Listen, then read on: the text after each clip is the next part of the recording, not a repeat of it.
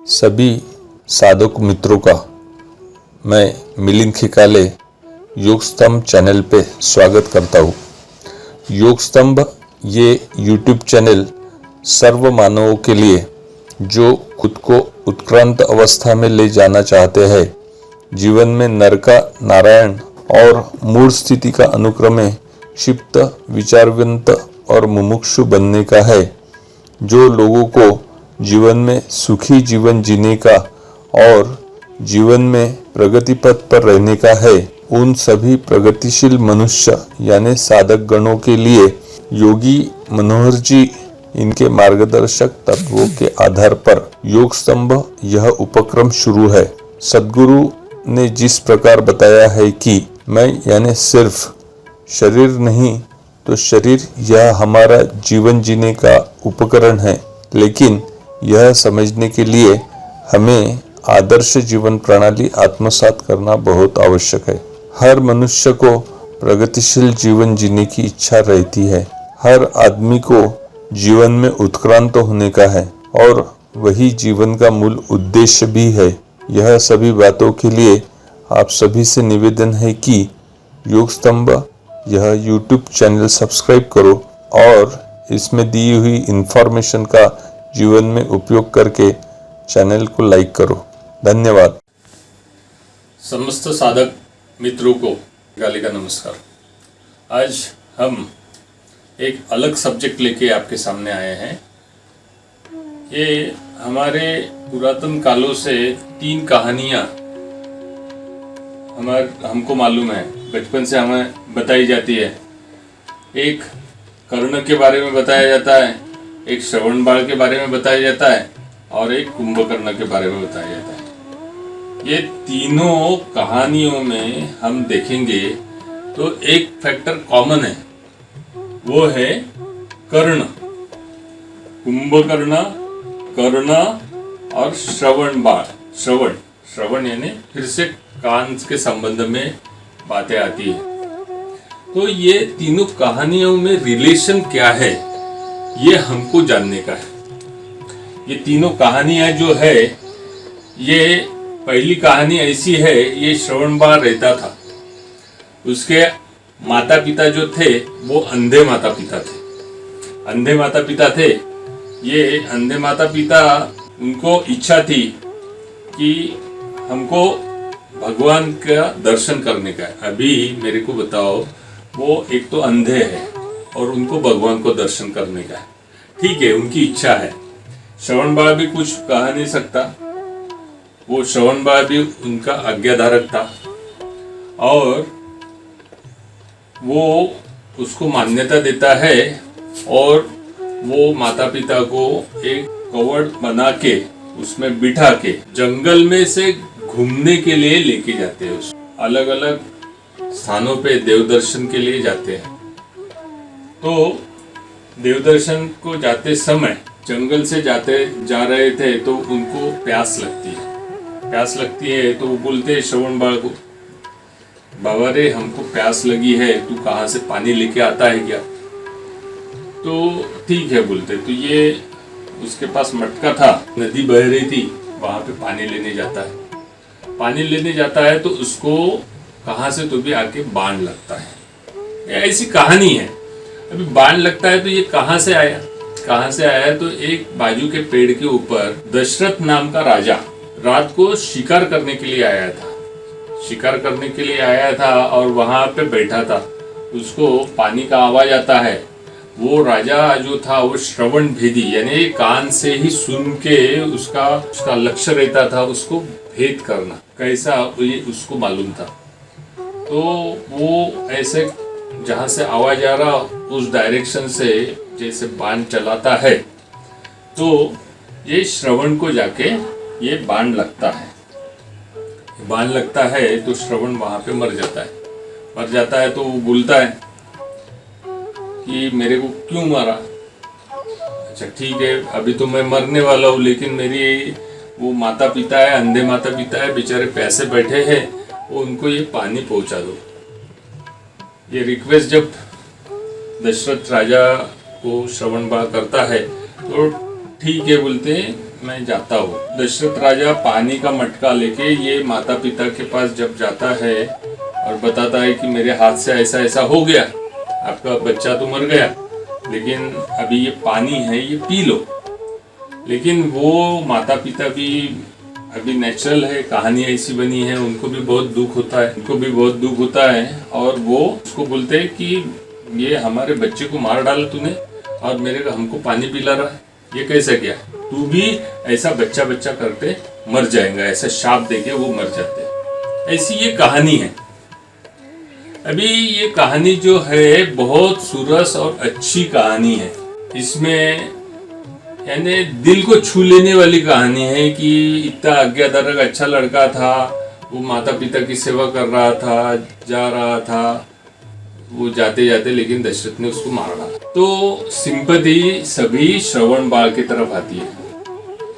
लेकिन ये कहानी का अगर गूढ़ार्थ हम देखेंगे, उसमें छुपा हुआ अर्थ देखेंगे, तो वो अलग ही अर्थ है। एक्चुअली श्रवण यानी क्या है? साधक जो रहता है, साधना जो करता है, साधना यानी धारणा, ध्यान और समाधि, इससे हमारे आजू बाजू में बहुत सारे, ये जैसे ध्यान को लिए हम बैठते हैं, इसमें हमारे आजू बाजू में असंख्य ऊर्जा रहती है। ध्यान में बैठे बैठे हम ऊर्जा कर्षण करते हैं, और ये कर्षण करते समय हमें कुछ ज्ञान होता है। ये जो ज्ञान है, ये ज्ञान को हमको महसूस करना पड़ता है। साधना जब करेंगे हम महसूस करेंगे।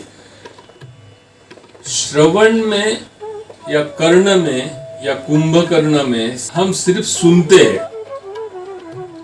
अगर हम सुनेंगे तो हमको इंफॉर्मेशन मिलेगी, मालूमत मिलेगी, लेकिन अनुभव नहीं मिल सकता, ज्ञान नहीं मिल सकता। और ये ज्ञान लेने के लिए, ज्ञान पाने के लिए हमको साधना करना बहुत जरूरी है। अभी ये कहानी में अंधे माता पिता बताया है। इसका मतलब क्या है? उनको ज्ञान चक्षु नहीं थे, माता पिता अंधे थे, यानी उनको ज्ञान चक्षु नहीं थे। और जिसको ज्ञान चक्षु नहीं रहता, वो सिर्फ सुनने और सुनाने में ही सही बात है ये मान लेता है। अभी किसी ने बताया, हम बहुत सारे उदाहरण देखते हैं जो अंधश्रद्धा के ऊपर भरोसा करते हैं। अरे वाह, वो वहां पे कोई मूर्ति रखी है, उसको दूध पिलाया तो दूध पी लेती। अभी हमारे संस्कृति में कितनी अलग अलग बातें हैं। एक जगह पे तो, अभी मेरे को नाम नहीं लेना चाहिए, लेकिन एक जगह पे तो हमारे भगवान को दारू पिलाते। ये ऐसा सही में हो सकता है क्या? हमारे बुद्धि तरता है क्या? लेकिन ये फैक्ट्स है। जो कोई एखादा बताता है, उस पर आंख बंद करके हम भरोसा कर लेते हैं। बताने वाली जो हमारी वृत्ति रहती है, ये यानी ये श्रवण बाळ है। बताने वाली वृत्ति श्रवण बाळ है, और आंख बंद करके उस पर भरोसा करने वाले ये अंधे माता पिता है। महाभारत में भी ये अंधे माता पिता की जगह पे धृतराष्ट्र आया है। वो भी अंधा था। अच्छा, वो तो अंधा था, लेकिन उसके पत्नी को दिखता था, लेकिन वो अंधा है करके उसने भी अपने आंखों के ऊपर पट्टी बांध ली थी। वो भी अंधी हो गई थी, गांधारी। अंधा धृतराष्ट्र और उसकी पत्नी गांधारी। वैसे ही ये अंधे माता पिता है, उनको ज्ञान चक्षु नहीं है। उनको लगता है कि भगवान कोई मंदिर में हमें मिलता है, भगवान मंदिर में बैठता है। अरे बाबा, तुम्हारे दिल में भगवान है, दिल में भगवान है, मंदिर में भगवान नहीं रहता। हमारा जो पिंड धर्म है, हमारा जो शरीर है, हमारे शरीर के अंदर में भगवान है, हर जीवन में भगवान है, हर सजीव में भगवान है। मंदिर में, पत्थर में कहाँ पे भगवान आया? लेकिन हम देखते हैं यहाँ पे कोई धर्म संप्रदाय की बातें नहीं आती, लेकिन हम ये मंदिर में जाओ, ये भगवान को ये बोलो कि ये मेरे को दे दे, वो भगवान को वो बोलो ये मेरे को दे दे, सभी तरफ वही बातें चलती है। तो ये है श्रवण बाण कि तू ये फलाना फलाना भगवान के मंदिर में जा, ये चर्च को चढ़ा दे, और ये चढ़ाने के बाद ये तेरे को मिल जाए।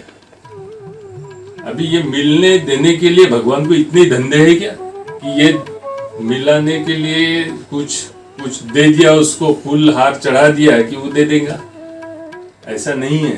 तो यही ये कहानी का अर्थ भी है। हम आगे देखेंगे। ये इनको प्यास लगती है, प्यास लगती है इसका मतलब क्या है, उनको ज्ञान की प्यास लगती है। उनको क्या सही है और क्या झूठ है ये समझ में नहीं आता। किसी ने हमारे श्रवण वृत्ति को हमको इंफॉर्मेशन दे दी, मालूमात दे दी कि ये ऐसा ऐसा रहता है, तो हमको ज्ञान की एक साधना करने की इच्छा रहती है कि भगवान हमें मिल जाए। तो इनको ज्ञान की प्यास लगी थी, इसलिए ये श्रवण बाण ज्ञान गंगा के ऊपर गया, ज्ञान गंगा के ऊपर गया। और ज्ञान जैसे ही पानी भरने लगा, यानी ज्ञान आत्मसात करने की कोशिश आई, तो उसके अंदर से आवाज आता है कि ये बुड़बुड़ बुड़बुड़ कुछ तो भी अलग है।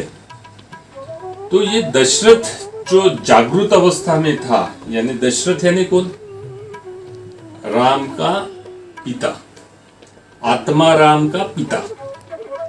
ये आत्मा राम यानी हमारे अंदर का आत्मा राम का पिता यानी दशरथ, दशरथ, रथ यानी शरीर, दश यानी 5 ज्ञानेंद्रिय और 5 कर्मेंद्रिय।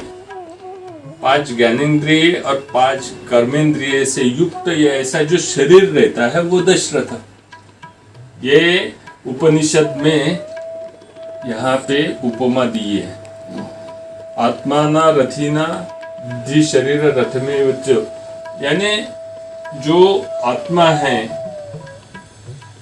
उसको जो धारण करने वाला शरीर है वो रथ है। और ये अंधे हमारी वृत्ति रहती है। विवेका भ्रष्टा न भवति अदप्पातः शतमुखः, यानी विवेक हमारा भ्रष्टित अगर हो जाता है तो हमारे ही सिर के 100 शक्लें होके हमारे पैर के पास गिरते हैं।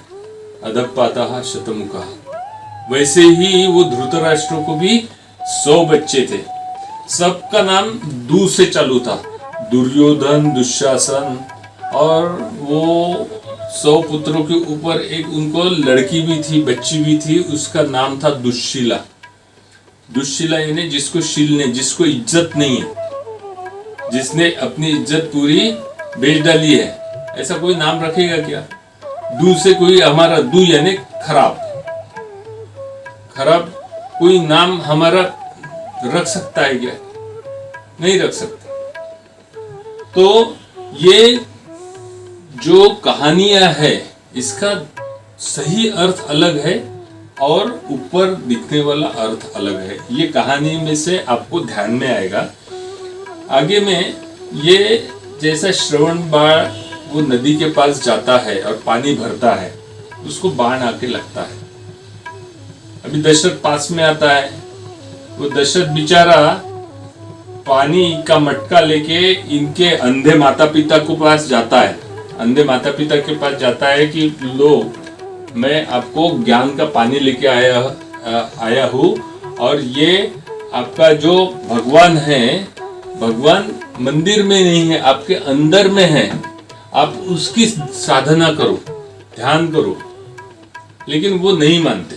वो हमारी युक्ति जो रहती है कि हम जो महसूस करते हैं अंदर में, लेकिन हमारे इंफॉर्मेशन, हमारे जीन्स के ऊपर जो रिकॉर्डिंग हुआ रहता है कि ये भगवान ये है और हम ये है, भगवान को हमने ये दिया है तो भगवान हमको ये देगा, यानी भगवान से हम डीलिंग करते हैं हरदम। इसके लिए भगवान बैठा है क्या? भगवान की डेफिनेशन क्या है? भगवान किसको बोलते हैं? तो वो समझाने जाता है दशरथ बाबा ये ऐसा नहीं है, लेकिन वो उनकी वृत्ति जो है बचपन से लेके उनकी जो धारणा बनी हुई है वो इतनी स्ट्रांग थी कि वो नहीं मानते। उसको शाप दे देते कि तू हम जैसे मर रहे, हमारे इतना अच्छा पुत्र था, वो मर गया, हम भी अभी मर रहे हैं, लेकिन तू भी ऐसा हमारे जैसा। तो ये रामायण के शुरू में ये कहानी आई है श्रवण बाळ की, और ये श्रवण बाळ की जैसी कहानी है। यहाँ पे उपनिषद बताते हैं, नयनात्मा प्रवचने लभ्या मदा बहु न श्रुतेन। इसका मतलब है हमें आत्मज्ञान केवल प्रवचने या इधर उधर घूमने से नहीं होगा, हमको साधना करनी पड़ेगी। साधना कौन सी? तो अष्टांग योग में धारणा, ध्यान और समाधि ये अंगे हैं। अष्टांग योग में 8 अंगे होते हैं, यम, नियम, आसन, प्राणायाम, प्रत्याहार, धारणा, ध्यान और समाधि। उसमें सबसे महत्व के अंगे है धारणा, ध्यान और समाधि। हम समाधि जब लगाते हैं, यानी समाधि, ऐसे 2 शब्दों से ये समाधि वर्ड आया है। सम यानी एकरूप होना, धी यानी समुंदर, समुंदर यानी पूरा विश्व, ये विश्व से हम बने हैं। तो ये विश्व से जब हम एकरूप हो जाएंगे, समाधिस्थ उसके साथ में जुड़ जाएंगे, ये वो ईश्वरीय स्थिति से एकरूप हो जाएंगे, तो हम ही ईश्वर हो जाएंगे। तो उसकी जो संकल्पना है, उसकी जो धारणा है, उसका जो अनुभव है, उसका जो ज्ञान है, वो हमें प्राप्त हो जाता है। तो ये है समाधि अवस्था, और ये समाधि अवस्था हमें दशरथ से ही, दशेंद्रिय से ही मिल सकती है। ये कहानी का अर्थ है। उसी प्रकार की आगे की कहानी कुंभकर्ण की आती है और ये कर्ण की आती है। ये कहानी भी इसी प्रकार से, उसका मतलब अलग है। कुंभकर्ण के कहानी का भी मतलब अलग है। ये एग्जैक्टली कितनी है, क्या है, तो हमारा आगे का सेशन आप जरूर देखिए। यानी कहानी अलग है, कहानी इतनी सेंसिटिव बना देते हैं, लेकिन उसका जो सही अर्थ है वो अलग रहता है, और वो सही अर्थ ही साधकों के लिए बहुत काम का है। तो आप हमारा चैनल सब्सक्राइब कीजिए, आप सभी हमारी कहानियां देखते जाइए। बहुत बहुत धन्यवाद, नमस्कार।